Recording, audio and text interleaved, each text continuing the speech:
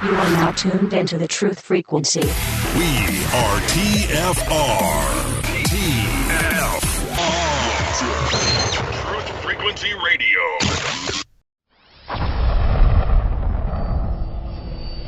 This is your last chance.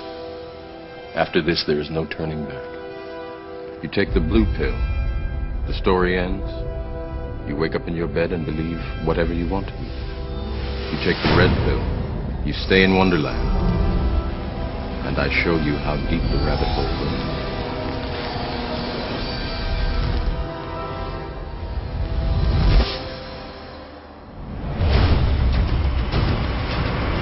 You're listening to the Revolutionary Radio Project with your host, Rob Skiba.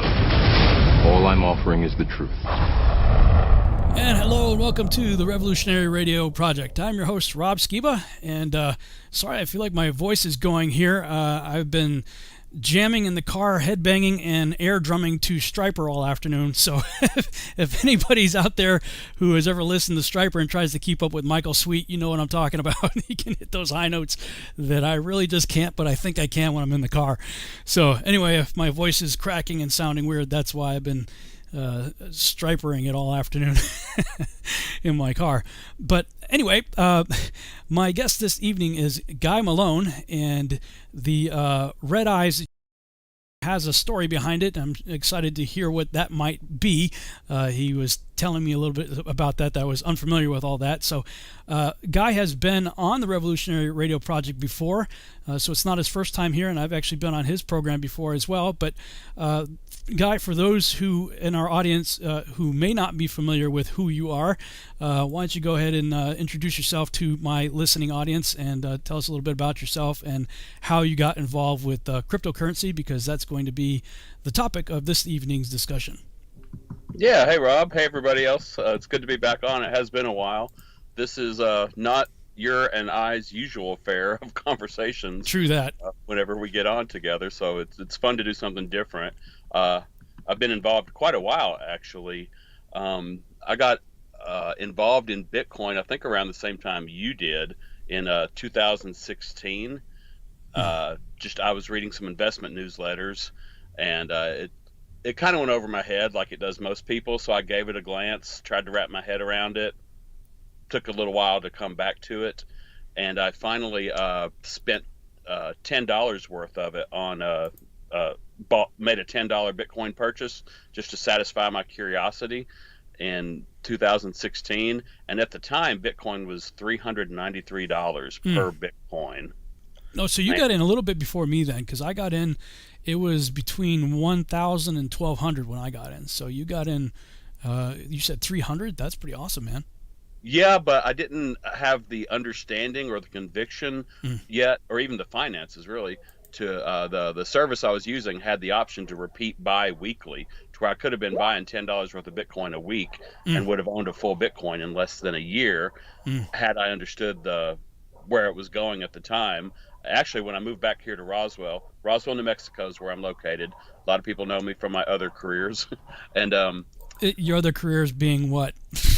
Yeah, right. The UFO apologetics, New Age apologetics, counter cult, people looking at aliens as religion or creators of life on Earth. I'm kind of standing the gap to refute that point of view. And you and I have had several good talks, both on your program, email, and other weird apologetic stuff, kind of standing in the face of the New Age. But, so did you have a ministry or work together with Joe Jordan for a while? Oh, absolutely. In fact, I'm delinquent on posting a YouTube chat I just did with him and his crew on the Cosmic Veil program. I think I saw that. I think I saw it must have been on his channel or something. He sent it to me. He's never been on my show, believe it or not. And I'm like, okay, it's been a long time overdue, man. I need to get you on. So he will probably be on, not next week, but maybe the week after. And you should. That'd be awesome. Yeah, it would be good to get, maybe even get the two of you on together at some point also. Gosh, but either one of us is a mouthful. For sure. In that topic as well. But yeah, he interviewed me. He's got a whole crew on piercing his new book, Piercing the Cosmic Veil, Don't Be Afraid of the Terror by Night. on refuting alien abductions and ministering to people that are experiencing that. I mean, you and I and we all think it's not really aliens from outer space in nuts and bolt craft, and they're not biological entities. It's much more of a spiritual, demonic, nightmarish, alternate dimension kind of thing. Jinns, genies, the whole dreamscape. You know, we've got a million definitions for it, but a lot of our work has just been pointing to the fact that the origins of the phenomena are not genuinely from other planets. And that's when you live in Roswell, New Mexico, and belief in aliens is sort of the local currency. That in itself is a tough row to hoe sometimes. But yes, Joe and I have known each other since the late 90s, actually, and are still in regular communication. Oh, very cool. So did he also get into crypto around the same time you did, or?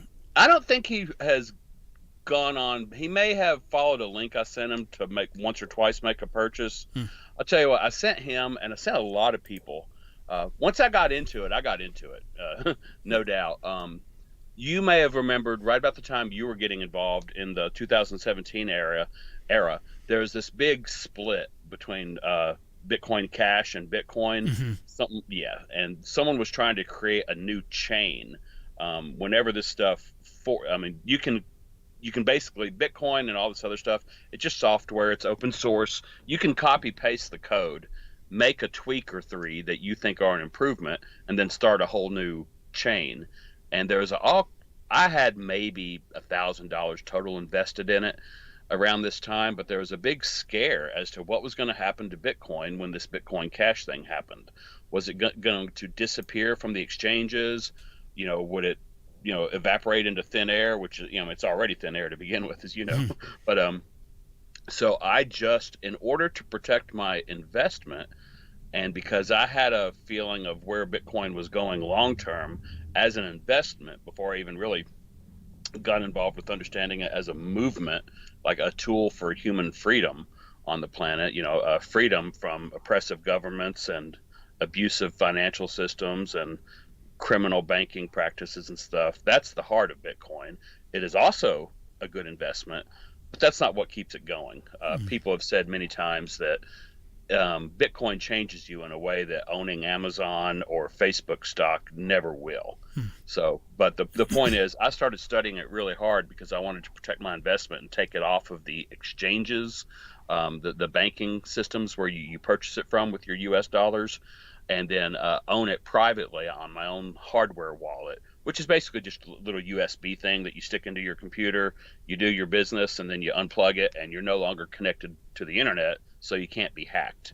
And then there's all kinds of real easy ways to protect the storage of that. So anyway, I got into it heavily in 2017, and you're asking about Joe. Since I was so into it and aware of it, and nearly more or less evangelistic about it, and was really recommending it off and on to people, but without pushing too hard, I finally at some point included Joe in an email that I sent to my younger brother. Hey, I've been involving this, and I sent like probably to a dozen people, and other people have got copies of it since then. But it's like, hey, I've been in this for a while. I'm just here to tell you, here's what's happening in the market right now in, 2 sentences. Here's a couple links to some breaking news. But in case I've never pushed you, or in case I've never said it, this is that one email where I am telling you, you must get into Bitcoin now. And this is the email that you will look back at and break things and curse out loud, because I clearly told you so, and I made it easy for you, and now it's about to start skyrocketing. And that was a couple years ago when Bitcoin was about to break $8,000 is when I finally sent that to people. And yeah, Joe may or may not have signed up and just made a simple purchase like I did, but I really don't know how. He's not been an enthusiast to talk about it like you and I and others have gotten into it since then. Well, cool. So I did a show on Crypto 101 with it was with Robbie Davidson, Paul Lindbergh, and Patricia Steer first, and then did another one with Zen Garcia. And you were saying, you sent me a message saying, that might be a little bit kind of advanced. I wanted to kind of go a little bit more introductory with some of this stuff. And we were talking off the air about, like things like blockchain, like what is blockchain? And like I have a general understanding of it, like enough to kind of get the concept, but I don't really truly understand what blockchain is. And as believers, you and I are both also believers in Yeshua, Jesus Christ. We believe the Bible. Something that comes up a lot, and I'm just going to go ahead and address the elephant in the room right away, is Christians, typically those who have no clue what they're talking about in this topic, will immediately start thinking this is the mark of the beast, or prelude to the mark of the beast, or, something along those lines that we shouldn't have anything to do with it. So I've talked about it on the previous broadcast, but I also wanted to get your take on it. Do you believe that this is the mark of the beast or a prelude to the mark of the beast, or why not do you think that is a concern that we should be addressing? I loved listening to your and Zen's conversation on this topic. I have sort of my own, I've developed my own thoughts and replies to that idea, but what you guys were talking about, that actually changing human DNA, et cetera, was way above my thinking. But like you said, in general, we get hit with that idea early on, and it seems to fit the possibility of a one world currency mark of the beast kind of system. But what I wrote literally more than 20 years ago when I was writing Come Sail Away, UFO Phenomena in the Bible, the book I have, it's online and on Amazon, I mentioned almost as a scare tactic that I introduced the idea of a mark of the beast as fulfilling prophecy.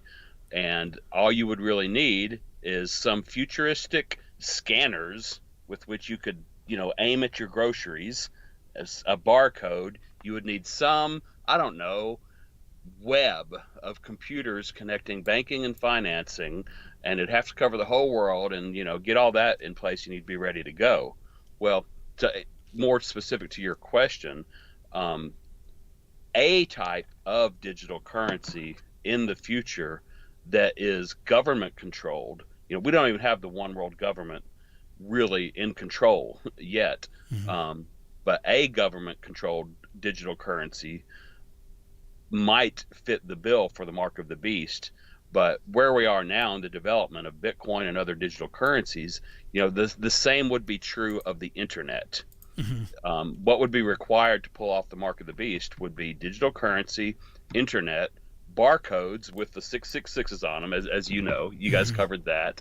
And actually, even compared to, credit cards, the stripes, the bars on the back of your credit cards that you stripe, all those things are elements that would be necessary to eventually get there. But I don't think Bitcoin is the mark of the beast specifically any more than the internet is the mark of the beast. Although, as you know, because we're around the same age, 20 years ago or more, Christians were up in arms about this internet, this World Wide Web thing, connecting the world and paving the way for the one world government currency mark of the beast. It's a possible step in that direction for those who hold to that particular view of the book of Revelation, for that matter. Not all Christians do. Some people might say it's just as the mark of God is a spiritual mark, the mark of the beast is also a spiritual mark. I've heard that argument. But when you get down to the very specifics of that you can't buy or sell without this currency, the way Bitcoin was actually designed is that it doesn't require your identity to join the Bitcoin network in order to use it. You download free, I'm telling you, a 10-year-old girl living in a mud hut in Africa, who, by the way, quick segue, big problem Bitcoin solves, who doesn't have a birth certificate or a driver's license or a bank within 900 miles of where she lives. But as you know from your missionary work, there's cell phone towers everywhere now.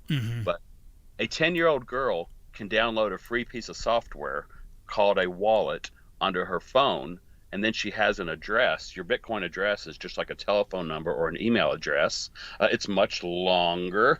It's like capital PQRZ749, on to like 30 odd digits. But it doesn't, when you download a free Bitcoin wallet, and I've done this with many people, it doesn't ask your name. It doesn't ask your identity. It doesn't ask your age. It doesn't ask your race. It doesn't ask your religion. doesn't ask your gender. It doesn't care if you know what your gender is. It's so apolitical. It's not political. It's not amoral or it's not immoral. It's amoral. It's apolitical. And now, very specifically to the mark of the beast, if you're making a purchase, that system would know who you are, because one of the defining things is you've sworn allegiance to the beast, versus being a Christian who presumably would not do that. Well, Bitcoin doesn't know what your religious allegiances are. It will never ask either. When used correctly, Bitcoin doesn't require to know your identity.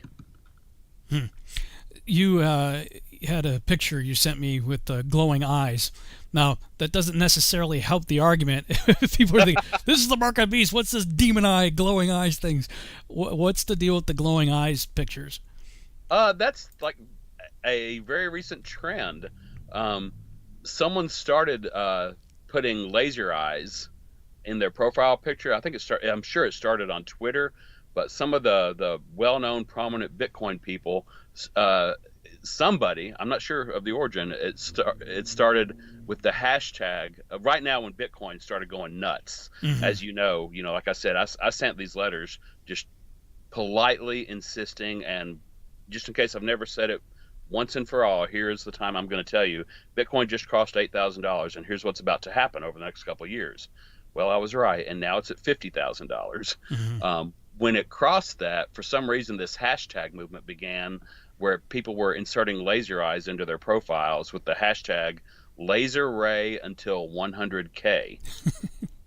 And it's all of the fun Twitter personalities that are big into Bitcoin, like employees, CEOs, hedge fund managers, podcasters, YouTubers, enthusiasts. But it went even beyond that to where there are now 2 sitting U.S. senators who are public advocates of Bitcoin in our Congress or in our judicial system, and 2 of them on the same day changed their profile pictures to have laser eyes in it. So it's a meme that just really took off, and it's just kind of in a fun way spreading awareness or enthusiasm of the positive benefits of Bitcoin compared to our current failing fiat dollar banking system that is just printing money into eternity. And well, that's that's what's losing value. Yeah, that's what we've talked about this on some of the other broadcasts too. But that's what's intriguing to me is people will get all up in arms when you start talking about a decentralized currency that is actually significantly appreciating in value, while they still have no problem, with U.S. currency that is fiat money, paper not even worth the paper it's printed on, that comes with debt attached to it. It's like you guys, you don't get it. It's like the fiat currency that we all have to use right now is 100% a Babylonian system. It is run by global elite, if you want to, global, use that terminology, central banking systems with debt attached to it that is headed for a crash any day now.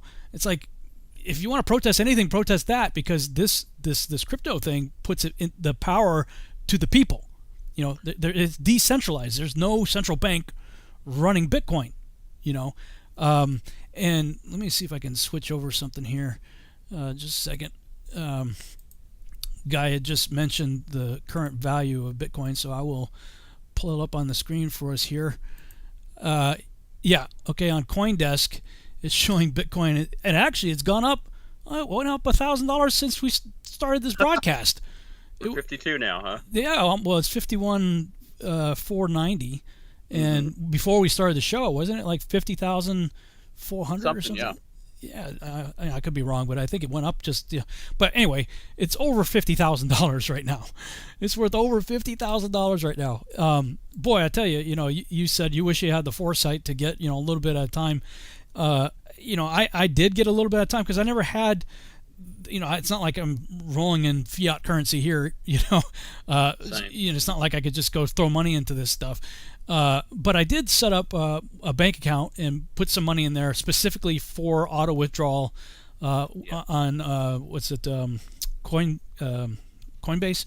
Yeah, there's many. That's the one people start with. Yeah, most people Often, start with anyway. that one. In fact, I'll put a referral link in the description of this video if people want to get some, because you can actually get a little bit for free, for doing different things there. But I set it up just to sort of chug away in the background, and before you knew it, I had accumulated a little over full Bitcoin. And this is what people don't understand either. Maybe you can talk about this. Is yes, one Bitcoin today is worth $51,000 plus, but it's not like purchasing a quarter or a physical coin. You can get a minuscule fraction. You can get $10 worth if you want to. And if you invested $10 in Bitcoin today, next year it could be worth $20 or $30. Who knows? A little more. It's growing faster than that. You're right. Well, yeah, That's it's just the a thing good that increase. Unfortunately, it throws a lot of people out. They see the price, even when it was 8,000, when it was 20,000, and they think, oh well, that's out of my reach. I'll never be able to own a full Bitcoin. But like you said, it's important to understand that you can buy $10 a week. You don't have to worry about, am I getting in at a good time? Is the price really high? Is it going to drop? Should I wait? Or is the price really low? Should I go all in right now and mortgage my whatever? Dollar cost averaging is the way that most people in the industry recommend getting into it. You just set it and forget it. Yeah. And you accumulate. Over Most time. people that are hardcore Bitcoiners, you might even say Bitcoin maximalists, they're not traders. They're not trying to buy it at 50,000 and sell it at 51,000 and then buy it again at 48,000. That's a headache, and that's hours a day of charts, and especially if you get into other coins as well. Most people just dollar cost average, buy $10 a week, 25 a week, whatever. As you say, I know you were very clear with Zen. This is not financial advice. None of us are financial advisors. But even though I have credentials in Bitcoin, I took a test online to where I can literally say I'm a certified Bitcoin professional, but that doesn't mean I have a license to talk about it. It just means I passed a few industry standard tests that I know more than the average bear about Bitcoin, what it is, how it works, where it's going, why it's important, why it's valuable, and what its possible future may or may not be. But the point is, you can buy any amount that you're comfortable with. People always say, don't invest more than you're willing to lose.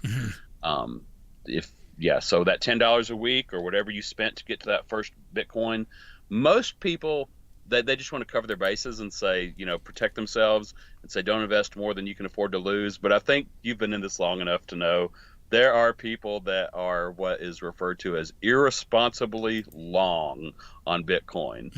They are doing without today. They are transferring some of their other investments into it because they have a belief in, $1 million plus happening within just several years from now.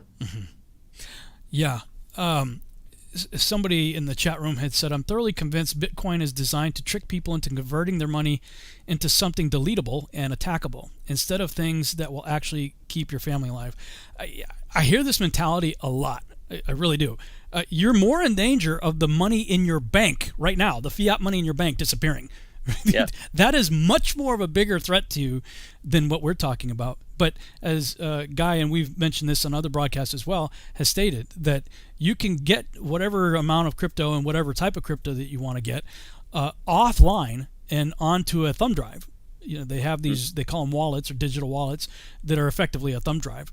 Now you got to make sure that there's passwords and stuff that are associated with that you have to make sure you never lose, because if you lose those, then you can't get into that thing. But the point is, you can get it offline, put it in a safety deposit box, put it in a fireproof box, wherever you want to put it to keep it safe. But that is not hackable. That is correct. That is safe and secure, and as long as there's going to be an internet, and I frankly believe that that's not going to go down. The internet is here to stay. Short of the cataclysmic events of the Book of Revelation, if those things happen, well, yeah, then we lose a whole lot of infrastructure, and we have bigger problems than worrying about the internet at that point. But I mean, the elite aren't going to give up their number one tool of control, being the internet. I mean, how else can they monitor everything we're doing, and all the things that they're doing that requires it? So I don't see that going down at any time. But to address the issue of things of more value, I mentioned this in one of the shows I did with Zen, was that, when I got in, it was one Bitcoin was about $1,000, and now, as we just showed you, it's worth over $51,000. Well, guess what you get with $51,000? If you want to talk about, things that you can take care of your family, I just started, Sheila and I, food and survival gear. Talk about food and survival gear. Like, we just had the Texas Arctic apocalypse, down here where our grid went down, and we're not in the city, but when I moved here in 2003, this area where I live now was farmland. But now it's all getting built up. So we're sort of in a developed suburb at this point. But we were thinking, as we get older, maybe we will want to get more off the grid, so to speak, and, have farmland and, animals and whatnot, get a lot more self-sufficient. And so I was like, just for fun of it, I'm just going to start looking around at property. And I found a beautiful piece of land, lakefront property on like a reservoir, huge reservoir, right on the lake, high ground. There's high ground on the lake, 6 acres of land for $42,000. And I'm thinking, I'm looking at Bitcoin at the time. It was like 43 or 44,000 at that time when I was considering it. And I was like, honey, do you realize if I was to withdraw that Bitcoin right now, we could buy this plot of land, and it would have actually only cost us $1,000, because that's how much I put into it, and it's accumulated since then. So if you want to talk about, land, food, water, supplies, all the things you might think of when it comes to providing for your family, guess what all of it costs? It all costs money. And so all we're saying here is this is a way to take your... Oh, we're going to break. Stand by. We'll talk some more when we come back from the break. Hang on a second.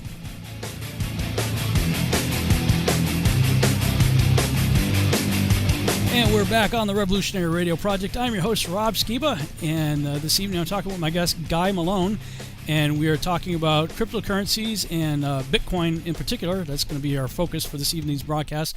And in the previous segment, we were talking about whether or not cryptocurrencies or Bitcoin is the mark of the beast or associated with the mark of the beast. Both of us are in agreement that it is not. And right before the break, I was saying, hey, when it comes to providing for your family and the things that are really important and the things that you need, everything that you can describe, whether it's land, whether it's food, whatever, all of that costs money. And all we're saying here is that you can take your currently worthless fiat currency, put some of it aside. Neither one of us are licensed or in any way qualified to give you financial advice. So, get the disclaimer out of the way here. We're just two dudes here talking about some ideas that, take it or leave it. But you can take your worthless fiat currency, put it into something that can dramatically increase in value, such that over a very short period of time, and like in my case, I get one Bitcoin for $1,000 in 2017, and here it is today worth $51,000. And right before the break, I was talking about I could buy 6 acres of land, high ground, on a lake next to a forest for $41,000. How are you doing? Like, if you could do that, that's all I'm saying here is like, come on, guys. Like think, where else are you going to get that kind of return on anything right now? The stock market, that ain't going to work for you. 401ks, all that stuff. No, this is the only thing that has the potential to take whatever you have right now, and it doesn't have to be a whole lot because you can get a fraction of it, and it's only going to continue to increase in value, and then watch that whatever you put in increase over time, and then you can withdraw it, put it back into fiat currency, go get your land, go get your animals, go get your food, whatever you want to do with it. But everything you want to do is going to cost money, bottom line. So that's all we're saying here. Yeah, I actually want to, since we're so on this right now, describe sort of the difference between what fiat currency, US dollars, are versus what Bitcoin actually is, with a quick little helpful disclaimer that for IRS in the United States tax purposes, Bitcoin is considered property. So just like if you bought a comic book that went up in value, or a baseball card, or gold and silver, if you bought Bitcoin for $1,000 and then you sell it for $51,000, the IRS wants their capital gains income from you for that. Now, is that only Bitcoin, or is that because some people in the chat when we're talking about Monero can't be tracked, or is ETH also tracked that way, and Litecoin and they're all the same. They're classified the same for tax purposes. It's trackable enough to where I know people think Bitcoin started out as dark web and drug money and pornography and gambling. Oh, by the way, so did the internet. Duh. Every major financial or technological breakthrough is first tested out by crime. The reason we have Netflix easily downloadable today, when the internet started, if I were to mail you a cat picture, it might take you 10 minutes to download. Well, the people that were willing to put their credit cards into paying on the internet, they weren't paying to download cat pictures, okay? All of these technological breakthroughs, crime usually gets the first, go back to the 80s. Who had a beeper? You? Yeah. No, but your pot dealer did, So, but those, especially because we mentioned Mark of the Beast or just biblical principles, fiat currency, the fiat, which is what U.S. dollars are, fiat by definition is out of the air. It's basically the government setting themselves up as divinity and saying, let there be money, let there be value. They are printing it. It is not backed by anything, although we know it used to be that the United States dollars were backed by gold. So gold, silver are what's known as commodity monies. When people just ask the initial question, what is Bitcoin? As hard as it is for someone to wrap their head around it, my first answer, and it took me a long time to get here, but my first answer is Bitcoin is money. Bitcoin is not money in the sense that we've been taught for 50 years to think of it as green pieces of paper printed by our government. Well, not even by our government, but by the Federal Reserve. But Bitcoin is money in the sense that money existed before those green pieces of paper were ever thought of and before the United States ever existed. Money was gold, silver, it was barter, for example. It was pigs, it was chickens. Even in the United States, tobacco has been legal tender. Salt, in other societies, seashells. So you never really come to the topic of Bitcoin. You never come to an understanding of it. It first forces you to ask the question, what is money? And basically, it's an agreed upon system. You could even go as far to say it's a mutual delusion if you wanted to, but at least it's an agreed upon system with which we can transact. If you go back in time to where gold or maybe silver was the main form of money that people were using, well, you have to realize you can't eat gold. You can't really burn it in a way that helps you heat your home either. But gold is ultimately, and silver is not the thing you want. I think Andreas Antonopoulos says it this way: gold is not the thing that you want, but it helps to ensure that you can get the thing that you want. If I receive from Rob this much gold in exchange for mowing his grass or dollars, I have a reasonable expectation that I can turn around with that amount of gold or those amount of dollars and go pay for a babysitter or a haircut or a meal. There's certain properties that make money money, and actually the U.S. dollar does not fit them anymore. But in the history of and in the definition of what is money, if you're thinking about trading cows for chickens, if all you have is cows but you want chickens, you're going to go and say, well, I have one cow. Can you sell me some chickens? And I'd be like, yeah, I'll sell you 10 chickens for the cow. And you're like, what? Well, a cow's worth 50 chickens. Well, tough. Take it or leave it. I've only got 10. Take it or leave it. So, and also a cow is not very portable. When we're looking at Bible times, when they're dealing in, they've got their sheep and their heads of cattle is a huge measure of wealth. Well, you were kind of stuck where you were. You got to transport the livestock from point A to point B to actually use it as currency or money, etc. Of course, there's the milk, and then there's the hair, and those become forms of money. But there's 4 properties that people always go to function in any society as money. It's got to be portable, divisible, durable, as in it won't spoil, like the cow and the chicken and the apples and the bananas. You can use those for trade, but something has to be durable. And there's a word that people use, which nobody really wraps their head around. It's called fungible, which means that 1 ounce of gold or 1/4 ounce of silver where I live is exactly the same value as 1/4 ounce of silver or 1 ounce of gold where you are. They're interchangeable. $1 in my pocket is the same as $1 in your pocket. So the term is fungible that applies to money.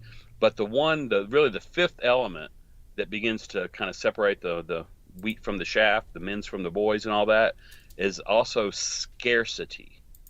And that's where gold and silver first became really prominent as forms of money other than salt, tobacco, chickens, livestock, to use as currency, as money. And there's a difference between currency and money as well.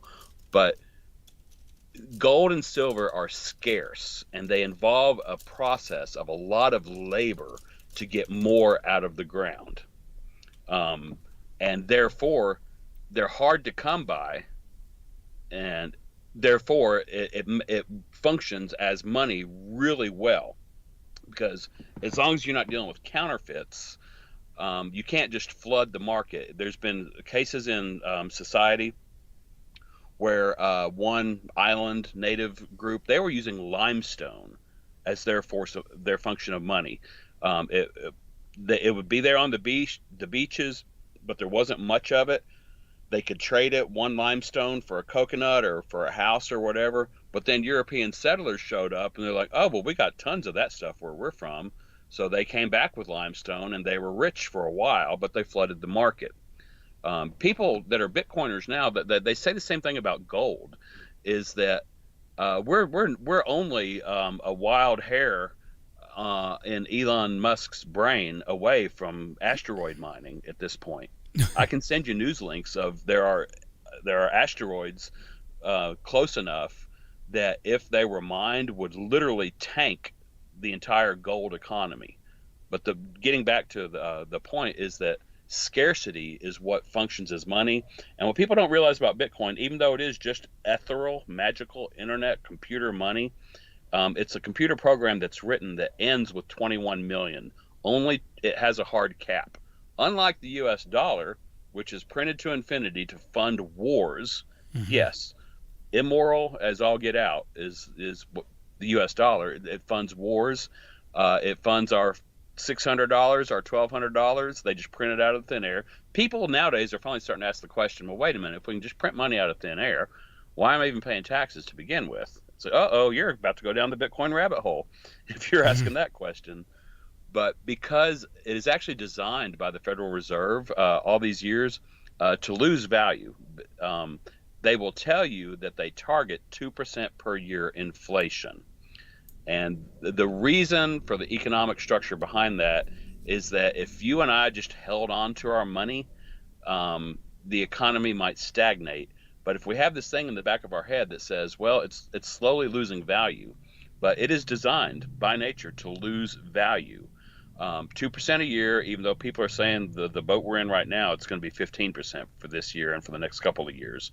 And that just decimates the pricing. It is, as far as mark of the beast or any biblical principles, what God actually says is that he hates dishonest weights and measures.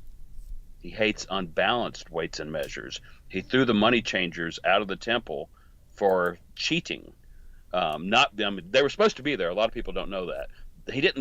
They were actually supposed to be there to help travelers convert their animals, but they were like pressing their thumb on the scale, or they weren't given honest exchange rates. That's what the U.S. fiat dollar is. It is an unjust weight and measure. It is designed to inflate. Anybody that's been grocery shopping you can be 22 years old only, and you know darn good and well what $20 used to get you compared to what it did 5 years ago to what it does now. And that is unfortunately by design, and it is a tax on the poor. It is a tax on the middle class. It is theft from the lower classes intentionally to go higher up to fund the wealthy. It's evil in itself, simply because if you're low class or middle class, you don't have a salary negotiated cost of living increase in your pay structure every year. if you're making $3.35 an hour when I was a kid, or if you're making $7.25 an hour, if you're making $15 an hour, it's going to be a decade and a half before that number changes. But about every other month, the price of milk and the price of Big Macs and the cost of rent and the cost of gasoline are increasing. Your lifestyle is being sunk. So Bitcoin comes along, and you know what? Well, if we're just going to invent money out of thin air, it's not even backed by gold anymore. We can do it better. We're going to put a cap on it and say there's only 21 million that will ever exist. And right now, you probably know we're at about 18.6 million have been created or mined. We can circle back to that next section. But it's simply the fair market kicks in to determine whether Bitcoin is worth anything or not. No government is forcing us to use Bitcoin in exchange. But you can buy a new or used car at Dallas Ford with Bitcoin these days. You can buy season tickets to the Miami Dolphins and merchandise with Bitcoin. Yeah, you can pay your airplane AT&T tickets. bill. Yeah, your bills. Lots and lots of stuff can now be paid with crypto the same way you did with fiat currency. The same way. If somebody said cryptocurrency is air, gold and silver are tangible and can be exchanged for food or survival needs, bartering. Well, yeah, that's true, but so can crypto. Crypto can be used the gold and silver aren't extremely portable and divisible. Well, that's the problem. Okay, let's say you got a gold coin worth, what is it now, $1,200, $1,300, something like that. I don't even know what it's worth now. Yeah, but let's say it's $1,200. Okay, you've got one coin worth $1,200. What are you going to do with that? You're going to bite off a little sliver of it to get some gas? Oh, I don't want to pay $1,200 for gas. But I got to pay $20 for gas, so how much of this one coin am I going to chop off, and hopefully that guy will accept this little sliver of a coin? Same problem with the cows and the chickens. Yeah, anything like that. Visibility. And the stuff, look, I'm all for getting gold and silver too. I think that's a good thing. I'm for the record, I'm for diversification as much as you can. Whatever you're able to do, diversify like crazy. That's my feeling on it. But I have a friend that got a lot of silver because silver is a lot more, it's $25 or so in value. You could do a lot more with it in terms of exchange than you can with gold, day to day. But even still, okay, you've got a bunch of silver coins worth $25 a piece. That stuff's heavy. Trying to lug wheelbarrows around of gold and silver coins. Well, first of all, that's a good way to get mugged very, very, very easily. Whereas you could have one Bitcoin worth $51,000 today saved on a thumb drive, the data for it. You don't actually put a coin on the thumb drive. It's the data to access it. I don't know a better way to describe that. It's better described as a password mechanism to get it, use it. But you're right. I mean, more and more different retail outlets are actually accepting it now. The city of Miami, did you know that? The whole city? Yes, the mayor has deemed that you can pay you can pay your taxes with Bitcoin. Wow. And they are looking for ways to pay their employees in Bitcoin if they so choose. They've taken the founding document. About 12 years ago, there was this thing called the white paper that a guy, girl, Kabul, whatever, NSA, future beings or whatever. They published a PDF and put it up in a computer room called the Bitcoin white paper. It's an explanation of what it is, why it is, and how it would work. And it's a free software that you just download and you start participating in the Bitcoin network. Well, they put the Bitcoin white paper up on the city of Miami's official website, and they are trying to cater to make Miami a very friendly Bitcoin hub. And a lot of places are doing it. A lot of countries are doing it. The U.S. is way behind in adoption, man. When the internet was invented, the U.S. responded with Bill Clinton said, you know what, we're not going to charge sales tax on the internet. This is an emerging technology. Hey, we got this Silicon Valley that's invited all the best and all the brightest people. And, the U.S. flourished financially because we invented Silicon Valley and we ruled the internet for a long, long time, and we made it easy for people to develop on. Well, the U.S. is way behind the adoption and the let's make it easy on the people curve. As there are countries that don't charge you taxes like capital gains to spend or to work with your Bitcoin. And like even the state of Kentucky recently just made it very they incentivized Bitcoin miners to move there and set up operations there by not charging them just give them certain tax breaks. So any economy that wants the best and the brightest and the richest money flowing its way is going thumbs up on Bitcoin. The entire state of Wyoming, like I told you, we have 2 sitting senators with the laser eyes right now, but there's also I think the governor, I forget who, but in Wyoming, they've made Wyoming an extremely crypto-friendly state, and a lot of companies are setting up their paperwork in Wyoming, just because it's it's friendly. It's they're providing very clear regulations, and yes, there are regulations. Nobody's mad about regulations. I mean, people need to be protected from scams. You probably and I personally know people that have been scammed because they didn't know what they were doing with Bitcoin or crypto. So I'm not opposed to the idea of there being some guidelines and regulations, but it's designed as the Wild West. And just to circle back to the money aspect of it, it's volatile. Like you said, it's gone up $1,000. We're in an era now to where I often tell people, if you buy Bitcoin for the first time today and you wake up tomorrow and you're down 30%, don't panic sell, because there's plenty of people richer than you that will buy it from you at that lower price because they know what they're doing and they've been at this for a while.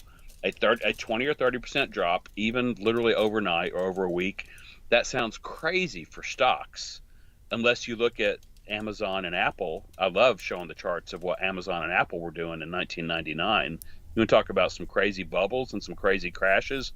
It would make Bitcoin blush, actually. But the overall trend is, as you know, up, up, up. It may hit 50. When we went up as high, I think, as 58,000 on this last run. But 2 months earlier, the all-time high was only $20,000 in 2017. No, but when we crossed $20,000 2 months ago, 21,000. Yeah, we're going to have a pullback. Oh, boy, we're at 22. No, that's got to correct. We'll be back down to 16 before you know it. And it just kept going, 25, 35, 45. Because I was saying for the longest time, I was, when I got in at 1,000, I had heard the predictions. And who was it? John McAfee, I think, is that his name? Yeah. Well, he was saying Bitcoin's going to go to 40 at that time. And I'm like, you know what? I mean, I was listening to him. I was listening to the reasoning behind it and other people talking about it. So I'm going, you know what? I'm going to hold until it gets to 40. Well, I mean, it just blew past 40 a couple months ago. Yeah, you couldn't even blink. Yeah, it just went it was rapidly approaching 40, and then it just went. And so I was thinking, well, I don't need it. Like, if I really needed it, like, if I absolutely had to have it because I can't pay my bills, I would have cashed out. But, since I am able to currently pay my bills, I'm going, well, it's nice to know that that's there as a reserve, because if I need it, I can pull it and pay the bills if I have to with it. But if I don't need to pull it, I'm holding on to it, man. I'll be in the laser eye holding to 100, Why not? Because, then I can pay off my house, Yeah, I might sell a tiny bit. I've got a little chart. They call it an exit strategy, to where you don't, most people that have enough, like you said, your house is paid off, you don't need the money right now. If our government defaults on our Social Security, I'm really not concerned anymore, because I know the amount of Bitcoin that I've accrued over a few years compared to where I believe it's definitely going into the millions eventually, within 10 years for sure. Probably not 5, but maybe. You may have seen, if people want a real good quick rationale, whenever people ask me, how high do you think it's going? I said, well, just do the work yourself. Don't believe me, but type into your search engine of choice, Bitcoin $1 million with a question mark, and then you will see all of the people that are saying so, and all of the credible resources and the arguments for why it's going to get to $1 million. And this whole COVID thing did nothing but accelerate the timetable of, digital currencies and, everything happening on your computers and contactless payments. But then once that person has satisfied themselves, I'm the guy you actually get to come over to your house and talk your wife into buying Bitcoin. Actually, I've got a couple to my credit now that, it popped out of one of my friend's mouth. I was just describing to her. Actually, we should talk about it next segment about the unseizability, that no one can ever seize or freeze your assets. No one is authorizing or declining your transactions, but they're very liberty oriented, First and Second Amendment kind of people. And as soon as I described that aspect of it to her, his wife pops up and goes, well, we need to get some Bitcoin. And he's like, I've been telling you for months that we needed to. But when someone has done the work, and I'm okay, well, do you see the results? It's not just me saying it might go to 1 million. Now, add a 0 to your search. And you'll come across on YouTube this really popular video with all kinds of certified financial planners, charts, boomers, millennials, people turning 65 are going to, all the millennials are going to inherit the 401ks and the gold from the people that are dying, and they're not putting it into gold and stocks and bonds. No, they're buying Bitcoin with it. That video on YouTube, there's different versions of it now. You want to find the old one, $10 million Bitcoin endgame. So, but I think we touched earlier on Bitcoin. This is an original quote of mine that I like working in, is that when I said that Bitcoin changes you in a way that Amazon and Facebook stock do not. I'm gonna have to let that go. Phone call, sorry. The price action of Bitcoin attracts people, and you get dollar signs in your eyes, and greed comes in, and it's you have to be cautious, of course, from those basic human failings. But kind of the analogy but it's what you don't understand, and I hope we talk about this more, is that it's a human rights issue. It's a sovereignty. It gives you the freedom to move from one border to another without having your gold or cash confiscated at the border if you're a political dissident or you're in trouble. You don't have to pay a bank or a Visa or a MasterCard 3, 4, 5% fees as a merchant to accept Bitcoin. It's sent freely over an open source network. But the analogy I use is that as a guy, as a dude, we know there are certain things about the opposite sex that just grab our attention and make our eyes pop out of our head. And by way of analogy, the price action and the dollar value of Bitcoin has that same effect on people. But in a male-female setting, the things that first got your attention in those first 5 seconds are not usually what keeps you around forever. And so my analogy there is that once you find out what Bitcoin is and how Time Magazine had a story, I think it was their most downloaded article of 2018, whenever it came out, of why Bitcoin matters for freedom worldwide. It solves so many problems that we as Americans don't even know much of the world suffers from, because they don't have banks, and over half the world's population does not have access to a bank account. They don't have access to commerce, and they don't have a birth certificate or an ID. All right, but they have a cell phone and they can spend Bitcoin. Hold that thought. We're going to break.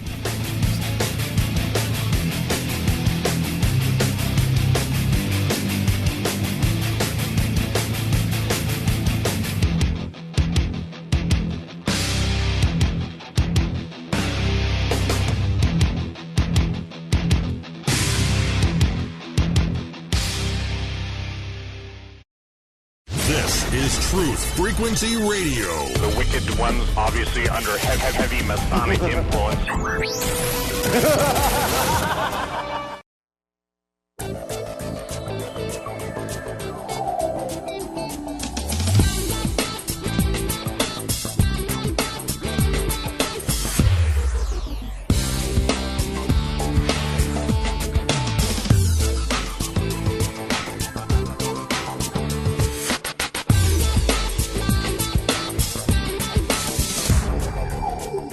We're back on the Revolutionary Radio Project. I'm your host, Rob Skiba, and this evening I am talking with my guest, Guy Malone, and we are in the second hour of the broadcast. And Guy, right before the break, you were talking about, what was it, a Time Magazine article or something? Yeah. That was saying why Bitcoin matters, and then we got cut off by the commercial break, so if you wanted to finish your thought on that. Yeah, well, just the headline itself, why Bitcoin matters for freedom, is that governments, and we'll just say the Rothschilds, the Rockefellers, etc. They've controlled us to an extreme degree by having control over the money. We know I think it's Rockefeller or Rothschild quote, I care not who makes a nation's laws, put me in charge of its money, and I win. whatever he said there is what has happened with Bitcoin. You touched on is that it's a word that we're not that familiar with. It's a decentralized system, meaning that there is not one single point of authority. There is no government, there is no bank that is in charge of it, making the rules or changing the rules, while we sleep. It's an open source computer code that anybody in the world can download, and then you are then a participant in the network. And there are people in Roswell, New Mexico that have downloaded this. There's kids living in their basement in Arkansas. There's terrorists in North Korea. There's people in South Africa. There's Canadians. There's Japanese. Tens, thousands of computers or whatever all over the world are in agreement that to run this network. And no changes are going to happen unless the word is consensus. It's more like majority rules, but no changes happen to the software code unless pretty much everybody in the network signals, yes, this is a good thing. We're going to upgrade Bitcoin to do this in our next upgrade. There's actually been, I think, it's called a Bitcoin improvement, not protocol, but it's a suggestion. Bitcoin improvement something, BIP. And we're on like number 160 something of them now. So Bitcoin can be changed. The program can be changed for the better if everybody that's affected by the decision more or less comes along and agrees that it's a good decision. But the terms decentralized, it just simply means that there's no one central point of attack or failure. Before Bitcoin came along, there were people that you might say they're libertarians or anarchists, or really they're just computer nerds that were trying to invent digital money. Because you got to admit, every form of money we have was not designed with the internet in mind. Gold and silver, chickens and cows, definitely not. But even dollar bills, checks, and credit cards. I'm sure you're old enough to remember the first or second time you typed your credit card number into the internet and you were just crossing your fingers, hoping you didn't get robbed blind. A lot of people, I remember people saying, you're crazy when I was ordering on Amazon for trusting that. But we've become a digital world where finances happen, but it takes 3, 5, 7 days to settle. Merchants live in constant fear of chargebacks from people who are dishonest. They get the product and then they find some way to complain and get their money back from the bank or the credit card company. And there have been many efforts at creating a digital cash. There was an e-gold, like a digital currency backed by gold that came around for a while. And in fact, actually, the whole argument about is digital currency even the mark of the beast, what most people don't realize, you can look this up anytime, use the number 92%, but 92% of all the money in the world is already digital. If you and I and everyone in America were to go to our bank tomorrow morning and say, give me all of my money, it would literally take years to print it all, literally years. There's not enough cash on hand. The money that we use today is mostly digital because we may or may not get paid by direct deposit, but we swipe our debit and our credit cards. Credit card, we're spending money that doesn't even exist yet, honestly. But money has already been digital for a long time. It's just that the control of that money has still been historically in the hands of the banks and the governments. So by creating this invention called blockchain, Bitcoin we all hear the words interchangeable as a blockchain network. Let me tell you what happens. If I were to send you Bitcoin from my phone or from my computer, what doesn't happen is that there's not a bank or a third party in the middle of our transaction that can authorize or approve or decline the transaction. It's just like cash. If I have $5 in my wallet and you and I are in the same room, I hand it to you. There's no bank or government that involved and that can really effectively stop that transaction, short of an assassin's bullet from afar, maybe. But Bitcoin was designed to be, and that's the title of it, a peer-to-peer cash network, but worldwide. When I send you, if I wanted to send you 1/1000th of a Bitcoin, it's very divisible down to 8 decimal places, not just 2 like the dollar bill. This thing is really thought out as far as being a currency down the road. Yeah, camp there for a second, because that's something I think a lot of people just don't understand. The divisibility to 8 decimal points. So again, if it's worth $51,000 today, you don't need $51,000 to get Bitcoin. You can get down to 8 decimal points fraction of that. Yeah, that's too many zeros for most of us humans. So, but the way I figured out how to put this in perspective, it's the 8th decimal point. The smallest unit is called a Satoshi, after the anonymous creator, Satoshi Nakamoto. He posted the white paper. It just basically, and it happened on October 31st, as you know, Reformation Day. The same day, it's like it's buried in symbolism. The same day Martin Luther posted his thesis on the Catholic Church, this Satoshi Nakamoto posted, here's how money is supposed to work for the people. You authoritarian regimes are now out of the picture. You know, it's the analogy is there. But for 1 Satoshi, the smallest unit, to be equal to what we call a penny right now, Bitcoin will have to be worth $1 million per Bitcoin. If when we get to that level, the smallest unit of Bitcoin will be worth a penny, if a whole Bitcoin is worth $1 million.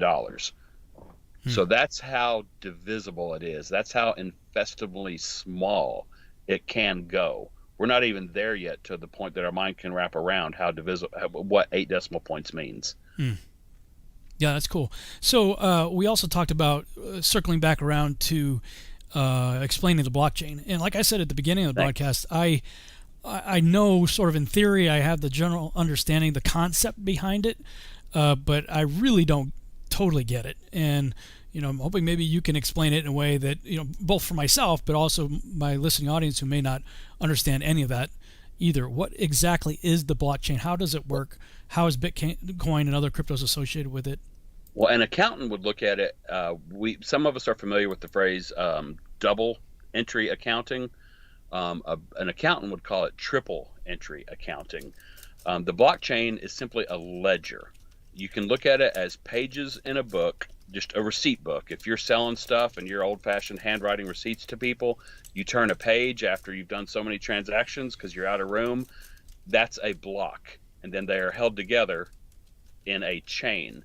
If what I was saying, if I were to send you Bitcoin, what's going to happen is that the transaction is not going through a bank. What's going to happen is my phone is going to reach out to the nearest 2 computer nodes that have downloaded the Bitcoin software and the transaction history. Here's the tricky part to remember.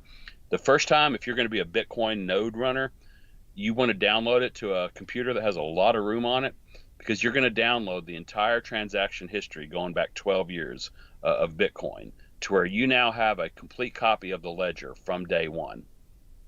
And now when I go to send you Bitcoin, my phone is going to reach out to the nearest 2 computers on the ledger, and then they're going to record the transaction. They're not authorizing it. They're not declining it. They're recording that it happened, much like a birth certificate. We're still living in an age where nobody has to ask or get permission to be born. It's just that a record of that happening gets written down somewhere. And then those 2 computers, well, they tell 2 computers, and they tell 2 computers, and they tell 2 computers, and so on and so on and so on, to where within roughly 10 minutes, you know, assuming speed, and there's all kinds of variables, worldwide now, the blockchain is a ledger that has recognized the fact that Guy Malone had 1 Bitcoin and Rob Skiba had 1 Bitcoin. Now Guy Malone has 0.5 Bitcoin and Rob Skiba has 1.5 Bitcoin. There's now a record, an immutable, unchangeable record on 10,000 nodes around the world, at least. There's many more that don't even announce their presence, that transaction happened and occurred. Now, the easier way That's technical. There's much more technical explanations. Like I consulted with a couple guys of my coworkers. I'm in digital currency kind of marketing as employment now. But to reduce it from being crazy technical and mind blowing, the best explanation I've ever heard is that blockchain is like a group text message. If you and I say we work together, and let's say everyone that's in your listening audience, we all work at the same job, and you, Rob, shoot out, hey guys, we got to have a meeting. We can't do it here. We got to do it on Saturday. What time is good for everybody? And you know how these group texts work. You ding, ding, ding, ding, ding, ding, ding, ding, buzz, buzz, buzz. Everybody's getting the same message. It's a little annoying, but eventually we settle on 9 a.m. And then I walk in at 9:30 and say, what? I thought the meeting was at 9:30. Everybody in the room that has a phone holds up their phone, calls BS on me. Dude, says, it's right no, here. Guy, we all got the notification 9 o'clock. We all know you got it. Your name is here. You read it.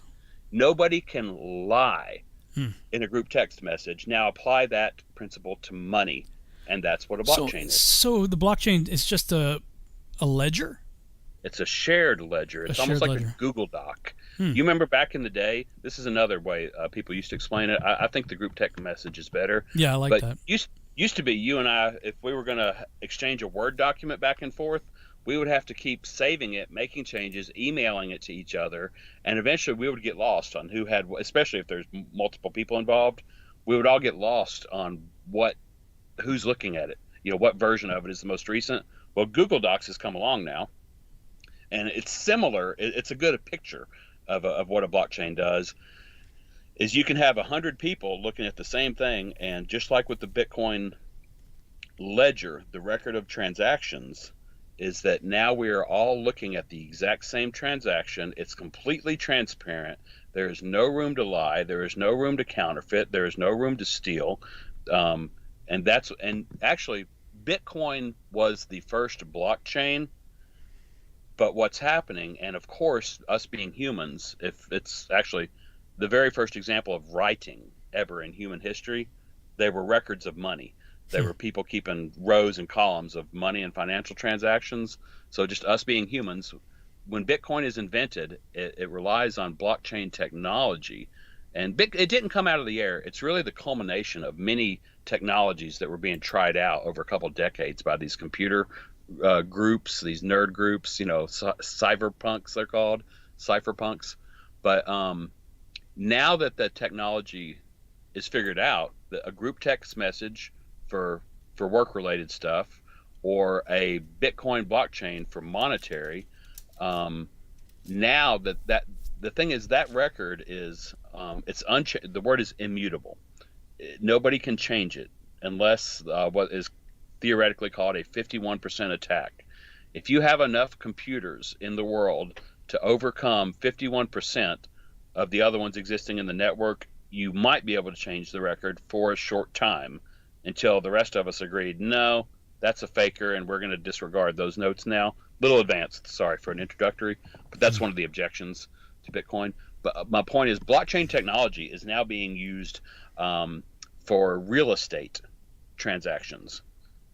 If once you grasp what Bitcoin has done with blockchain technology and the idea of a shared ledger that's decentralized, that's all over the world, you can literally keep real estate documents, and that is actually happening in the world. The company I work for now, Lunar Digital Assets, we have a client, Chromia. They're from Sweden, and they have land registry announcements with governments in certain parts of the world where the record keeping was horrible and people were losing their land. And that's one of the famous speeches on blockchain in general. Dan Tapscott, he describes that, let's say you and I, we live in some far off country, dictator takes over. Well, let's say, Rob, you've been living on this land, your dad gave you the farm, and then I just come along and say, well, according to the records down at the Capitol building, my friend Bill here owns this land, so you need to get out.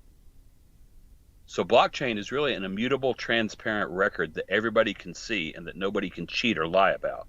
Bitcoin started it with working just for the function of money. But But instead of it having Guy Malone's name, Rob Skiba's name, or anybody else's name on it, it has a long string of letters and numbers that is the wallet that did the transaction. Also, it's a recording of the transaction according to all these numbers. But Yes. so the only way you can prove that, like in your example of the land, is for me to say, well, that's my numbers. No, nobody would know that that's me because it's decentralized and your name is not out there. The transaction. It doesn't have to be The transaction's by out design, there. but the minute you go on to Amazon and order something with Bitcoin and get it shipped to your house, the blockchain knows. Oh, the blockchain's figured out it's you. Yeah, the minute you go on to Silk Road and order drugs, the blockchain knows it's you. where they got delivered to. And the funny thing is, it's not just numbers and money. You can actually type messages into a Bitcoin transaction. The very first Bitcoin transaction, it was actually a headline of the local bank in, I think, England, local bank on brink of second bailout, describing the 2008 financial crisis. Bitcoin was invented as an answer to the chicanery of banking practices, and they included the message in there that this. It's curious. Was it a timestamp that just happened to be the day's headline, or was it a statement that this is the answer to that problem? You will never have to bail out Bitcoin because it's a commodity. It has a capped supply. You can't inflate it. When it's like buying domain names. Actually, it's more like real estate. When it's gone, it's gone. There's only so many letters, and there's only so many combinations that equal words, and there's only so many that are 7, 8, 9, 10 digits long. So just like men.com and business.com and pets.com sold for outrageous amounts back in the day, that's sort of why Bitcoin has value in a strange way of looking at it, is that there's only so much. And the thing is, unlike a fiat currency, like you and I, we work for a living, we do what we do. Our government wants taxes that can only be paid in dollars right now. They'll be accepting Bitcoin eventually because it's good. It's referred to as hard money, sound money, hard money. But one of the most, there's Financial Times, Washington Post, or New York Times, something like that. One of the critics of Bitcoin came along early on. This is like 2013. And he made the argument, even though he was criticizing Bitcoin because it was fiat money created out of nothing, out of nowhere, he did do this famous quote, however, fiat money, i.e. the US dollar, only has value because men with guns say it does. Governments print money, and by force of violence, they make us use it. Well, Bitcoin's kind of a free market invention now that nobody is forcing Dallas Ford to accept Bitcoin, but they've decided it has value and they want it. As far as understanding how Bitcoin works as money or currency, I always tell people just look at it as poker chips or as a restaurant gift card. When you go to a casino, you cash in your dollar bills and you buy so many poker chips. Within that closed environment, those chips are money. Those are currency. Taken out of that environment, they may not get you too far, except tipping a waitress or something like that. But if you go to Olive Garden or in Roswell Cattle Baron and you buy a $100 gift card, that's as good as money when you're in the Olive Garden or the Cattle Baron. But if you go to Walmart, it's not really money anymore. Same thing with the US dollar. You get outside of our closed environment and you may or may not, to varying degrees of success, be able. But so once you understand that poker chips and gift cards that people just printed out of thin air do function as money and are exchangeable as money, you're a little closer to understanding how Bitcoin functions as money, except that the closed system is not a casino and it's not a restaurant chain. It's the whole world. Anybody that wants to accept Bitcoin can, but nobody's pointing a gun at their head and saying that they have to. At least not yet. Mm-hmm. That's good, man. I appreciate you explaining some of that. Where else do you want to go with it? We got a little more than a half hour left. Sure. And you had sent me quite a number of bullet points, so I want to make sure that you're able to talk about the things that you really want to address before we run out of time here. And also, as you mentioned earlier, you're not just a Bitcoin enthusiast or a hobby investor. You hold various certifications at Bitcoin as a professional, and you have 3 different certifications in Bitcoin and digital currency. So you actually have some training in this stuff. Yeah. I have no training in any of this stuff. I understand at a very surface level. That's why I'm doing these shows, because even the level that I understand, a lot of people in my audience don't even understand that much. So somebody pointed out earlier in the chat room, we need Bitcoin for dummies or crypto for dummies. Yeah. So I tried to start that way. You want to go Mark of the Beast? Okay, fine. Well, unfortunately, that's more advanced. That one we have to address, because that's the first thing that everybody wants to blow up on the chat room. It's a Mark of the Beast. So you always have to deal with that one. But no, that is just an unlearned response to something new. Same something as people new. were about the internet and barcodes. Back in the day. Yeah. Whenever a Christian comes to me or to you, if they are criticizing you over the internet, they have already lost the argument. If you are, because the World Wide Web and interconnected banking is what's going to be required for the Mark of the Beast to work. So if you are Amish, electricity is going to be required for the Mark of the Beast. So if you are Amish and you want to bust me for Bitcoin, you've got a leg to stand on. Everybody else, it is just an unlearned knee-jerk reaction to something you haven't taken the time to really learn about yet. It's just new, and you've reached that point in your brain where new things don't just settle very well. I'm there in some areas as well. Well, we all tend to fear what we don't know and what we don't understand. And I'll be the first to tell everybody, look, don't believe me, don't believe God, go do your own research, look it up. Do your own research. That's the mantra, yeah. Always do your own research, pray about it, come to your own convictions on it, certainly. We're just trying to give you information. As they say, we can lead a horse to water, I can't make him drink it. So, if you want to fight us all day long and don't want to do it, great, don't. What do I care?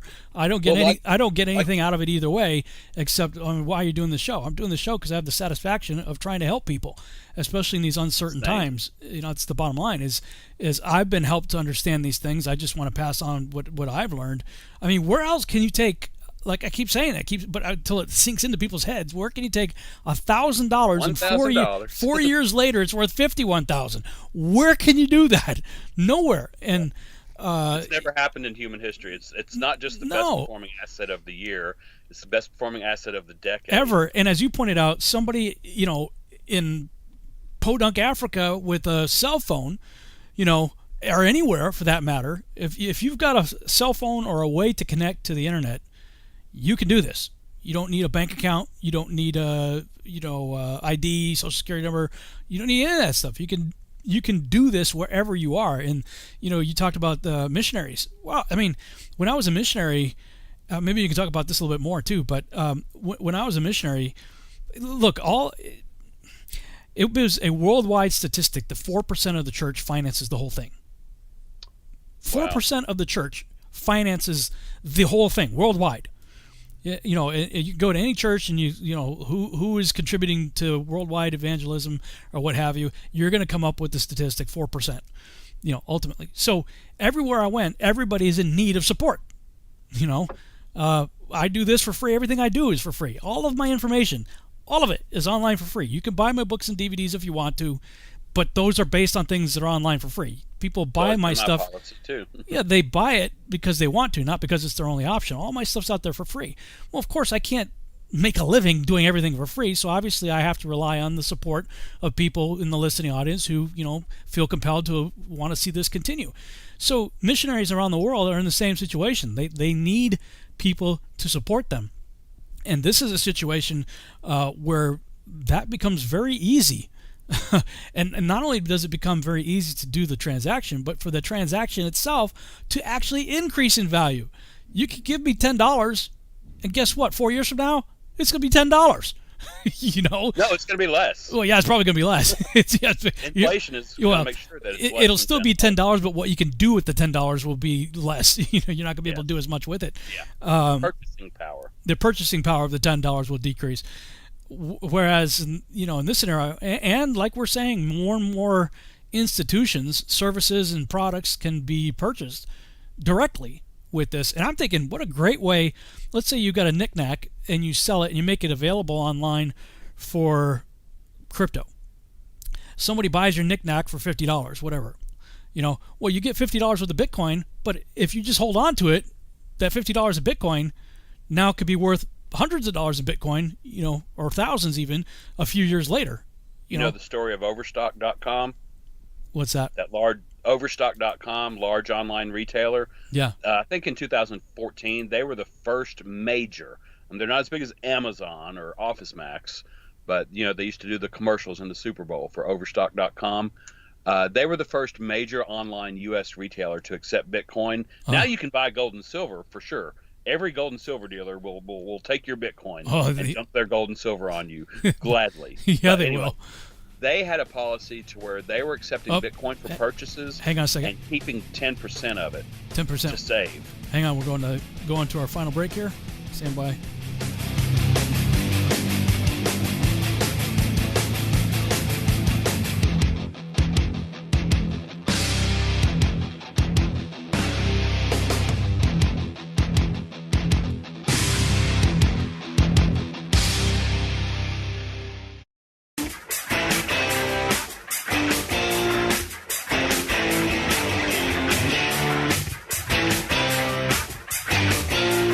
We're back on the Revolutionary Radio Project. I'm your host, Rob Skiba, and we're in the final half-hour segment of the broadcast. I'm talking with my guest, Guy Malone, and we are discussing cryptocurrencies and specifically Bitcoin for this broadcast. And Guy, right before the break, you were talking about Overstock and something about keeping 10% to save when we got cut off by the break. Yeah, you were talking about how quickly yours had gone up in value. They learned the same lesson. They decided to accept Bitcoin as payment, and their policy was that they were going to hold back 10% of it. They would cash in 90% of it for their operating costs and their profit margin, keep 10% of it, and they quickly revised that policy to we're keeping 50% of Bitcoin once they saw what was happening. Because they experienced, honestly, what Julian Assange and what's the website? WikiLeaks? Thank you, yes. Well, once WikiLeaks started legally publishing things that our government didn't like hitting the interwebs, they leaned on PayPal and Visa and MasterCard to get their accounts closed. Very important to realize no law was ever broken with what they were doing at the time. So they started accepting Bitcoin as payment in 2013 or 2014. And they experienced the same thing as Overstock, is that it went hugely up in value. There's so many problems, like a government or a bank or PayPal leaning on you, or just like we experience now. Donald Trump getting shut off by Twitter and Facebook. Right. There's all kinds of things that in the age we live in now, you and I remember the movie Enemy of the State with, I'm pretty sure Will Smith was in that. Yeah. To where, the governments can seize or freeze your bank accounts. You can have your whole life savings in a bank account and they can just say, no, you don't anymore. We don't like you. We're sorry, sir. Your credit card has been rejected due to your political beliefs or your political stances. That's the world we're coming up into. In fact, one of the famous, one of the places I have a certification from is a school in Europe, University of Nicosia, where they live in a country where the government did what is called a bank bail-in, to where they announced an extra day, like a Monday, for a bank holiday. The banks were closed for 3 days. And when you woke up on Tuesday morning, if your net worth was over $100,000, the government had taken a percentage of it from you to finance their debt problems. And that is a region where Bitcoin took off immediately. The University of Nicosia was the first major university to accept Bitcoin as a payment. If you're a political refugee and you're trying to flee your country because it's got to the point where you believe maybe you're being assassinated, maybe your family's in danger, and you've done what you could do to bring about change, but it's just really gotten too dangerous. You try crossing that border with all the cash, sell your house, sell your farm, sell your cattle, and then cross the border with all your cash or with all your gold. Good luck with that. Right. Bitcoin makes it possible to where you don't even have to have a phone or a computer or even that jump drive wallet we've talked about. All you need to access your Bitcoin is a password in your head. You get to the other side of the border, You get a new phone, you download a new wallet, or you buy a new piece of hardware, you enter your password, you're good to go. Americans, this is one of the things that gives Bitcoin value, makes it rising in value, is that governments can never, the word didn't exist 10 years ago. It's called unconfiscatable. Mm-hmm. Unconfiscatable. You can cross borders, and yes, you can be a criminal. Good luck to you. They're going to find you. But your wealth can't be stolen, seized, or frozen in any way, shape, or form. There's Andreas Antonopoulos. He tells a story. It's based on a true story. But he says, let's say there's a guy living in a Muslim country. You know, he's a 16-year-old kid, and he's really not that. He has a conscience. He's really not that cool with the fact that his 11-year-old sister is going to be sold into marriage to a 38-year-old man next year. So he and his sister, they do odd jobs and work for Bitcoin over the summer. They do odd jobs and they buy Bitcoin with it. When the time comes for her to be sent away into marriage, he gets her to the border, bribes the guard with Bitcoin. His sister gets across, and guess what she doesn't do? She doesn't hold a press conference to tell about the wonders of Bitcoin and how it saved her life. Right. But that's what's happening in the world. In America, we're not quite to the point where, you know, Bitcoin may not matter to you because you were born in an era of privilege. You're part of the 6% of the world that has a piece of plastic in your car, in your wallet, that enables you to buy and sell as you please. 6% of the world has that privilege, I think.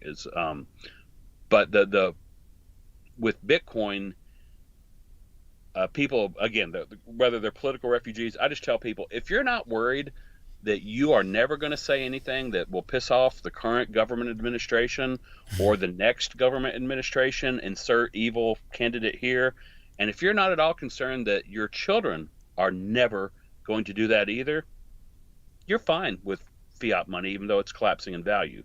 You don't need Bitcoin in the way that much of the world needs Bitcoin. Again, half the world doesn't have a bank account because they don't have a birth certificate. And it's just supply and demand. More and more people are finding out about it. They realize how useful it is. And the supply or the demand for it increases. But at the same time, and even in the U.S. now that banks are allowed to custody Bitcoin, now that MicroStrategy Corporation has just moved, at first, a few months ago, they took $425 million of their cash reserves and they bought Bitcoin with it because they publicly said the U.S. dollar is failing. It's much safer to hold our money in this volatile asset called Bitcoin that's going up and down and up and down and up and down. But overall, it's going up. And they dumped $425 million. Now they're over $1 billion. And the guy's actually having workshops and conferences online teaching other CEOs and American businesses how to do it.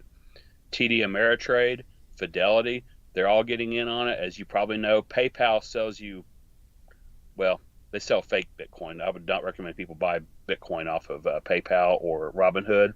But when you mentioned you use Coinbase, I started there too.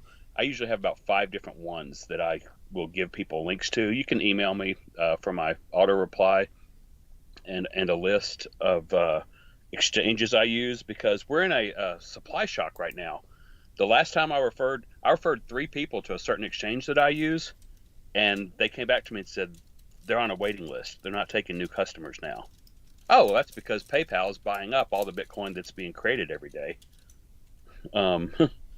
You know what might be fun, though, just to give people a little understanding of the cap of 21 million? It's always worth throwing out that because of the hard cap, only 21 million Bitcoin will ever be created, and we're at like 18.6 are in existence now. It's guessed that about 4 million are just lost passwords. People threw out their hard drive when it was valuable. Do you, Rob? Do you understand, or do you want to talk a little bit about how Bitcoin comes into existence? New Bitcoin comes over. Yeah, that'd be good. As far as sort of Bitcoin 101, Bitcoin for Dummies. Understand, I do understand that there's only 21 million that will ever exist, and that probably they estimate 4 or 5 million worth of it is gone forever because when people got in when it was worth 20 cents or whatever, they didn't think it was going to be anything. They forgot their passwords. They threw out their hard drive, whatever, so that there's a lot of that is lost and will never be recovered. Not a lot, but I mean, fair No, amount. you're right, a lot. Well, yeah, 4 or 5 million. That's still a lot, certainly. Enough to seriously regret it if you had it, for sure. But yeah, how is it quote unquote created? How does it make it into the marketplace? How much is in the marketplace right now? When was the last one ever going to be mined? What is mining? Maybe that only got like 15, 20 minutes left. So do what you can. The technical answer to mining is like crazy technical. I don't understand it enough to explain it in 15 minutes or 2 hours, actually. But it's just it happens with the machine. No more than I understand how my microwave oven honestly works. I don't understand how plugging a box into electricity agitates molecules to heat my food. I don't understand how that works. But I know how to hit a couple buttons and open the door a minute later, and it's all good. So it's good to look at Bitcoin the same way. We don't understand thermodynamics, and you don't have to have a PhD to be a passenger on an airplane. You don't have to understand how the engine and the gas combustion works. The pilot, the designer, the company, they got that covered.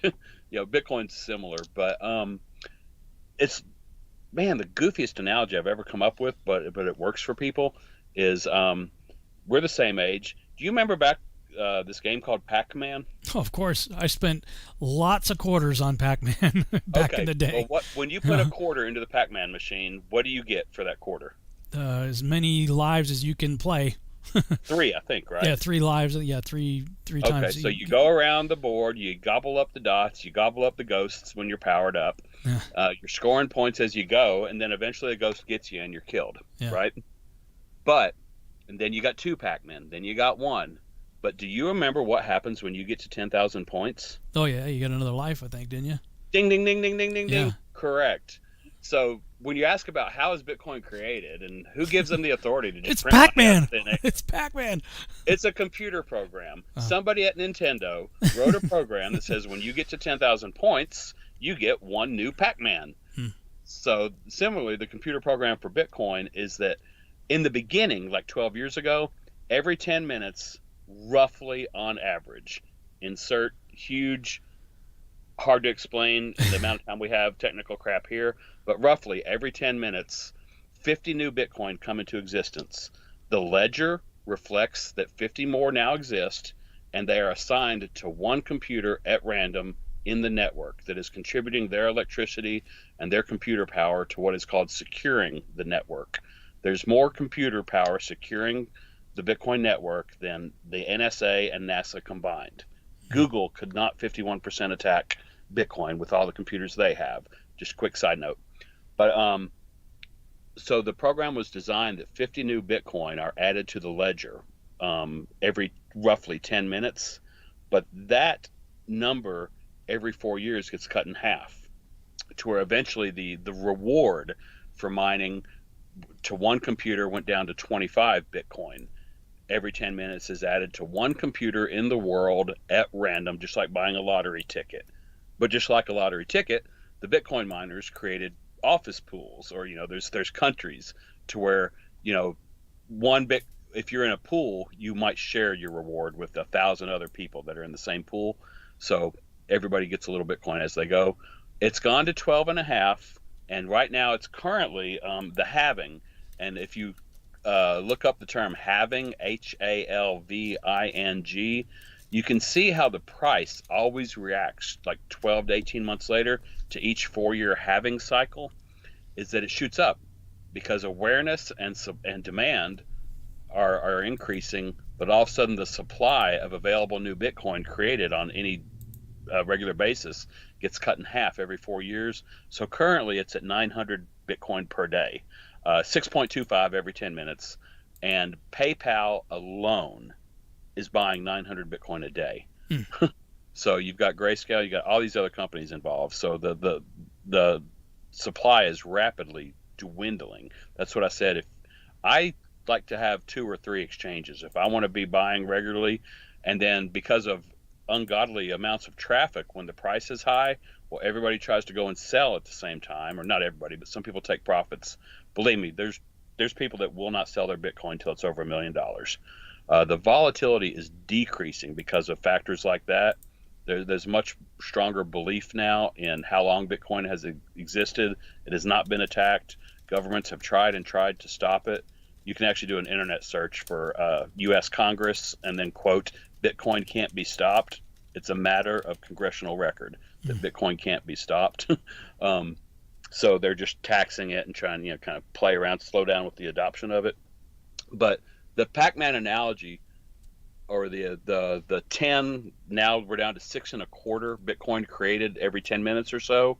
The way that halving, the effect of that, it creates a very long tail to where we're 12 years in and 18.6 million of 21 million have been mined already, but the last ones won't be mined until the year 2140. So another 100 years to do effectively the last single-digit percentages of it. And no telling what it'll be worth by then, or no telling what it'll be worth 10 years from now in dollar value. But it's kind of like I said, as far as the price action gets everybody's attention and greed kicks in and we want to get into it. But as soon as it starts to drop in price a little bit, people get mad or upset and they sell. But it's only when you actually understand Bitcoin as a worldwide phenomena, empowering people, freeing them from oppression, governments much more evil than what you or I will probably ever live under. And well, from an American system, we may see the whole New World Order, rise of the Antichrist kind of thing. But the point is, as a worldwide phenomena, it has value because people can live freer, better lives by having a currency that their government cannot debase or control. Like Venezuela, Zimbabwe are the prime examples these days, right? So somebody asked, what's the best way to get Bitcoin without fees? Thanks. We talked a lot about how Bitcoin is designed not to require your identity. In the U.S., if you want to buy Bitcoin, you do have to go through the whole rigmarole on every exchange. It's the government's rules. It's not Bitcoin, but you got to photograph your ID front and back. You got to prove your address, sometimes with a utility bill. It's nuts what they make you go through now. But the best ways to obtain Bitcoin are to earn it, meaning you provide a product or service for which you only accept Bitcoin, or you at least accept Bitcoin as a payment option. And then the sender actually sends the fees.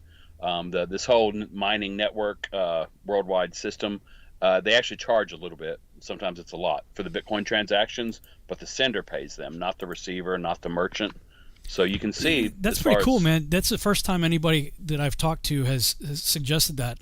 Is rather than trying to go through all the hoops and everything of, you still have to set up a wallet somewhere, so you're going to have a place. Yeah, but you download a free piece of software off of the internet for that. So what would people, let's say they went that route. I don't have any money to buy Bitcoin, but I have a product or service that I can sell. What if I made an option for people, whatever, if you have products and services that you sell, there's obviously credit card or PayPal or whatever means that you allow people to purchase your items online, with. Well, you can also put a wallet address for people to buy in Bitcoin or ETH or whatever crypto you choose that you want to use. So maybe talk about let's see, we got maybe about 10 minutes left or so. That's a good way because you don't have any money to put in, but let's say you have a product or service that you can offer, then you can receive Bitcoin from people. But how would somebody go about doing that? Creating a wallet or someplace for... you just download a free piece of software, a Bitcoin wallet. There's many. There's, I do consults if you want to get into all the nitty gritty of it. Consultations where I'll sit down with you, talk to your wife. Okay, answer your 101 questions. Yeah, but why don't we make sure we get that out of the way right now before we lose time? How can people reach you if they have questions or if they want to learn more? Super simple. My name, Guy Malone at protonmail.com. Just because I get asked, I've literally had a missionary friend of mine. I went to church with him in the 90s. He was in Brazil. He sent me someone. Can my friend talk to you about Bitcoin? You're the only person I trust. So I'm on the phone for half an hour. The same day, a local financial advisor gets me to help one of her clients understand he's been scammed for $5,000 and he'll never get it back. So I finally drew a line to where I like to charge for it, but I will give you an auto reply with some links and videos that I've assembled to start the rabbit hole yourself. Just Guy Malone at protonmail.com, and I will advise you. Here's the hoop I'm going to make you go through. Don't write me from Gmail. If you're going to get into Bitcoin and crypto in general, you need to create a crypto or a Bitcoin only email address that you use with these exchanges, because you'll get it's called phishing attacks, or you'll get fake websites wanting you to enter your credentials. So you want to create a Proton Mail. It's free. It's literally a Swiss email account. And send me something from your Proton Mail account, or something that is not Gmail, that is not AOL. I want to know if I'm going to recommend you to an exchange, you're going to take the most obvious, simple first step of security yourself, and to protect yourself from scams by not using your most widely used public email address that, for all you know, the password has been compromised 10 times. So email me create a free Proton Mail account, and then email me with Bitcoin or whatever in the subject line. Sometimes I send it out to people on Facebook, though. Guy Malone on Facebook. You download a free wallet. Back to what you were asking about. You know what a QR code is? That little black and white box. It's a square with all the blocks in it. Sure. It's just a weird square that you point your phone at. That's how Bitcoin is commonly transacted. And like you said, a product or service. There's a famous French painter who does murals on the wall in France, and he signs his artwork with his Bitcoin QR code. Nice. His address. Tourists walk by, point their phone at it, and they send him a tip. He never knows who they are. Well, they know who he is because he's kind of famous.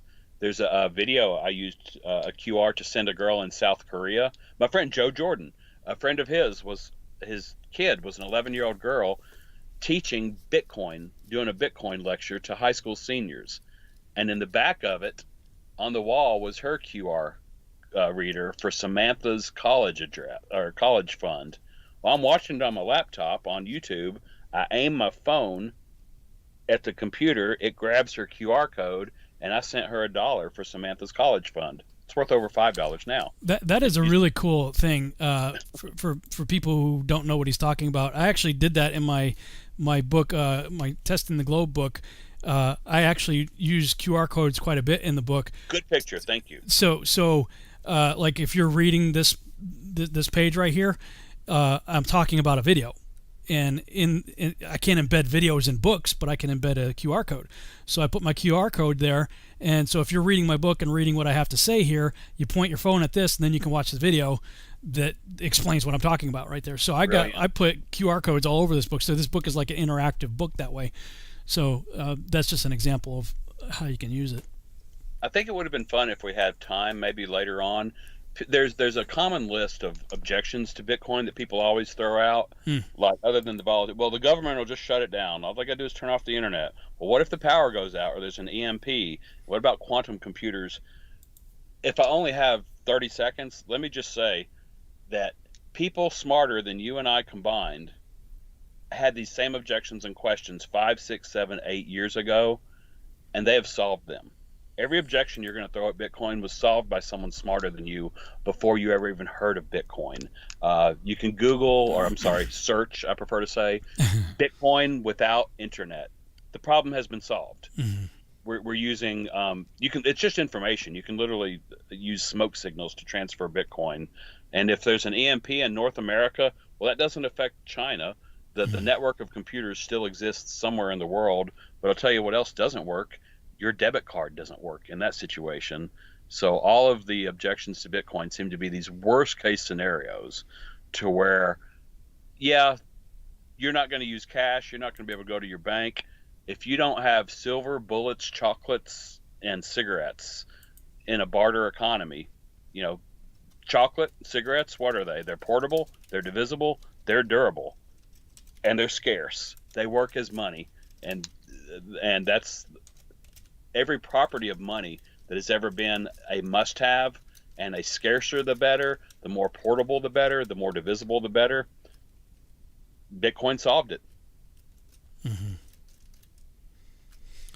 Cool. Looks like, let's see, 48 minutes. We got about seconds. Yeah, we got about 5 minutes left. Cool. Any chat room questions? Somebody was asking about the issue of the don't use Gmail.